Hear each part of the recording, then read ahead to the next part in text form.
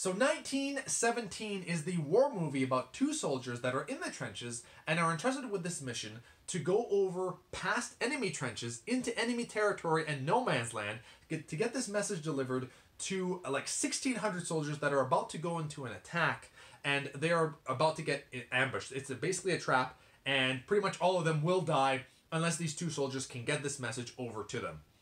And this is such a weird war movie in a good way, because it's not like any other war movie that you've seen. It's not like Saving Private Ryan at the beginning where there's D-Day, where there's this gigantic war, or even the ending of Saving Private Ryan when they get into a big battle. We don't have any of that. There's still gunfights and there's still definitely enemies present, but there's not these major battles that I'm used to in most other war movies that I've seen. And the intensity, though, is still present, very much so, even more so potentially because of the way that it's filmed. It's filmed in the sense that it's all one long shot, as if you're actually there for 2 hours real time. You're literally just following these people, and it's filmed in a way that it makes it seem as if they're never actually off the screen and that it's all one long take. But there are different cuts where they kind of use specific ways when they move a camera, or if there's a still image, they can pause it right there, just keep the camera there, and then get back to it afterwards. And you can kind of see a few of the places where they would have done that, and it's kind of cool to try to pick that out. But a lot of the time I missed it because it's done so well, and I'm also just so engrossed because that it's like 2 hours real time. You feel like you're actually there, especially the way that they filmed it. It feels like you're technically a third person as the camera guy, and you're following them and you're part of it with them. So when things happen to them, you get that much more nervous. There was a specific scene at the beginning of this movie that I was freaking. I jumped. I out of my seat. Like, I actually got scared.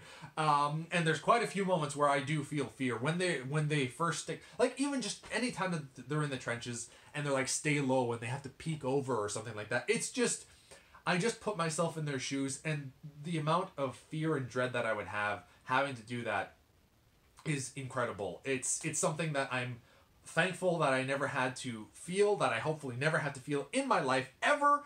But it's terrifying, and knowing that you could potentially die at any given moment is scary as hell, and you get that a lot with this movie.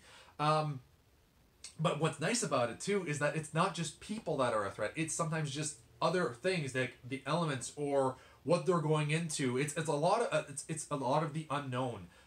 Two people and they're very young, and they have to rely on each other to get this message across, and this is places they've never been in. It's in enemy territory, and they have no idea where the enemy is. It's very terrifying. I will say I did have a little bit of a problem near the end of the movie, at about 2/3 of the way, when there's a specific place where you know that they've cut the film at this point.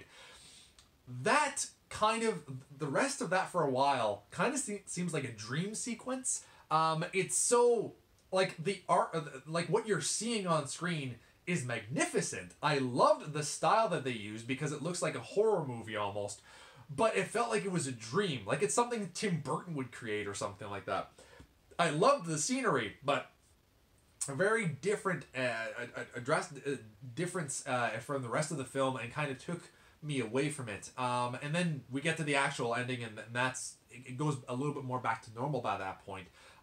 You also have to throw in a little bit, because that it is like just 2 hours or so that we're watching them. They have a lot of things that are happening to them, that some of them are a little bit more far-fetched. Some of the scenes are like, yeah, that would totally happen, but some of the things, there's just a lot of events happening in this short amount of time that we're watching them for. So bear that in mind. It does happen. It does take a little bit away from it to a degree, but on the intensity level and how much I felt with this movie while I was watching it, watching these two soldiers that were played by these younger actors that I don't really know of, other than one of them who's apparently in Game of Thrones. I had no idea until afterwards when I looked him up on IMDb, and I was like, he's one of the young Baratheons. That's insane. I had no idea that was him, and now that I know, it's clear, but I had no idea. And I'm hoping that this movie will kind of propel them a little bit further. And what I liked about this too is that because that it's younger unknowns to me, I feel that it feels more real than if they would have taken a big Hollywood A-list actor. They've done that obviously in Saving Private Ryan's Tom Hanks and Matt Damon, which feels more Hollywood. And in this one, because that you're following them, it felt that much more real because they just seem like normal people. But they did a great job. The chemistry between those two actors is great. The fear that they show and how they interact and you can actually you see how they're feeling, and it's done superbly. So I loved this movie. I still think that there's a few problems with it, but it's still definitely worth a watch, and I will give it a 7 out of 10. Thank you all for watching. You've been bearded in. Beardage.